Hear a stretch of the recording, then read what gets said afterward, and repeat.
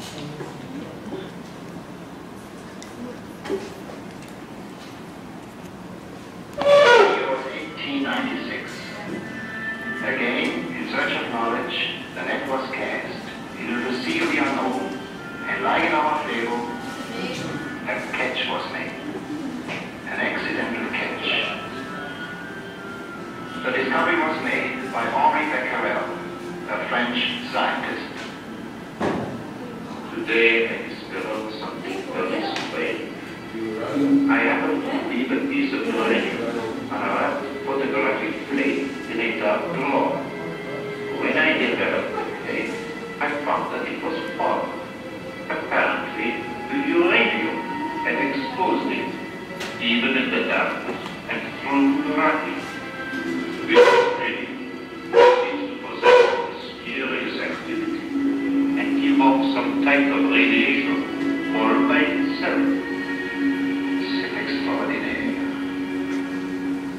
Becquerel had discovered radioactivity.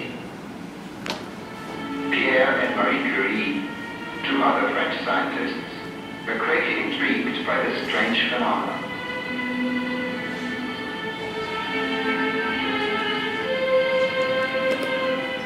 While seeking the source of the radiation from uranium, they discovered a new element which gave off even stronger rays.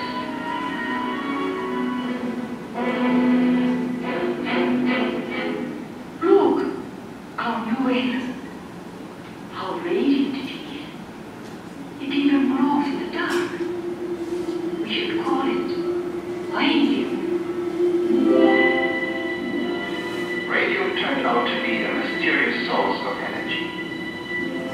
This remarkable element would go on radiating like an endlessly flowing spring. This was against all laws of science known at that time. How could this tiny mass contain so much energy? This mystery shook the very foundations of science. It was finally understood in 1905 when Albert Einstein discovered an important new law. His theory showed that every mass contains a tremendous amount of energy. E stands for energy, M for mass, and c squared is the speed of light multiplied by itself. Now, c squared is a very great number, and so, if multiplied by even a small mass, the result will be a very great amount of energy.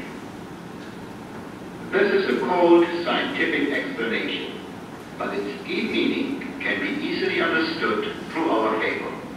Einstein, like the fisherman, found that a mighty force was contained in a small vessel.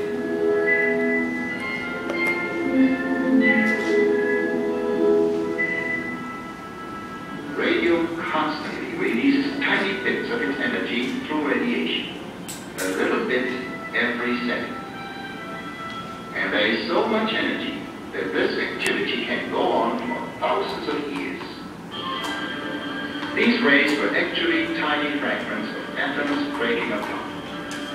No longer could the atom be considered the smallest particle in nature.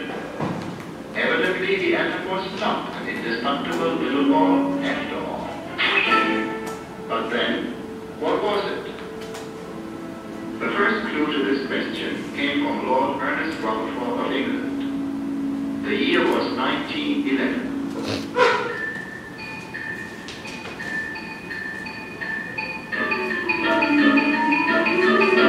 Today, I use the fast flying fragments of radium as tools to probe into the atom.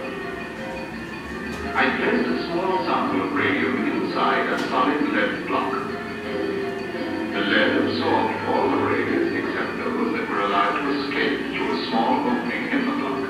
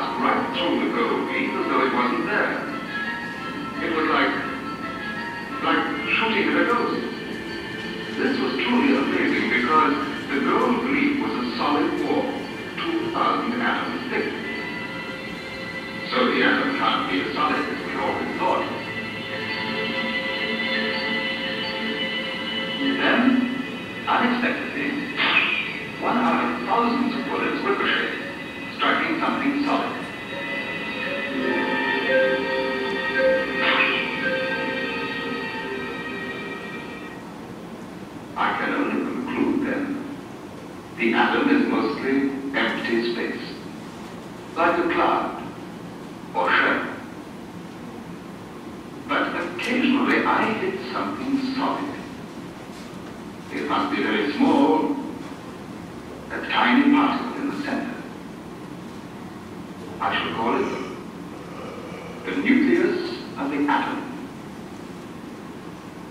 With Rutherford's discovery of the nucleus, scientists began to understand how nature builds the atoms. The shell of the atom appears solid, just as a fast-whirling fan seems solid. Actually, the shell is composed of a whirling swarm of tiny electrical particles called electrons. They circle around the nucleus like planets around the sun. So the atom is like a tiny solar system.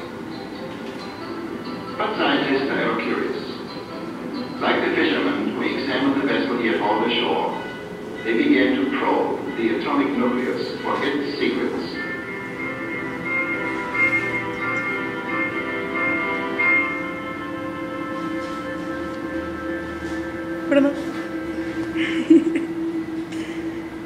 They found that it was composed of small particles electrically charged.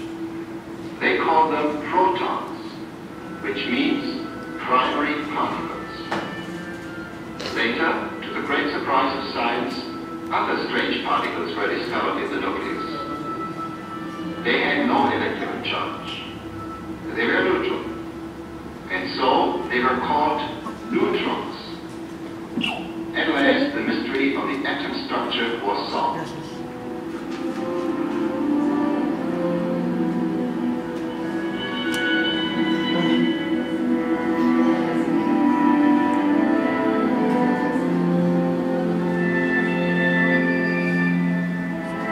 How amazing nature is. Think of it. There are countless solar systems of atomic suns and planets in everything.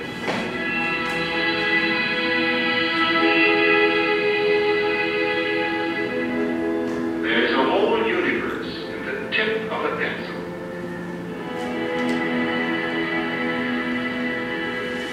Even in this tiny pencil dot, there are billions of times more atoms than there are people on our Earth. There are many kinds of atoms. It's interesting to see how they differ in the various elements. It's a fascinating study in numbers. Let's start with number 1, the simplest atom in nature. 1 proton and 1 electron give us the element hydrogen, a very light gas.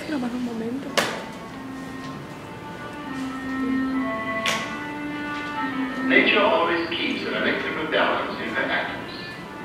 So, if the nucleus has 2 protons, it will also have 2 circling electrons.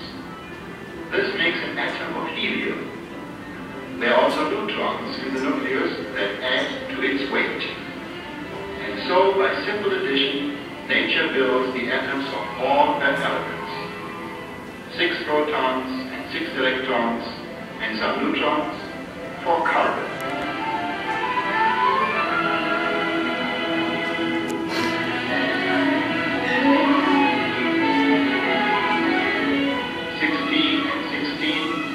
For sulfur.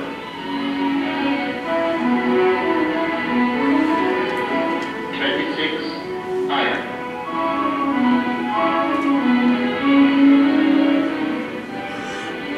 47, silver.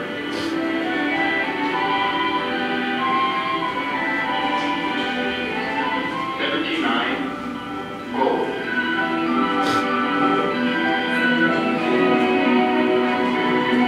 92, uranium, the famous radioactive element.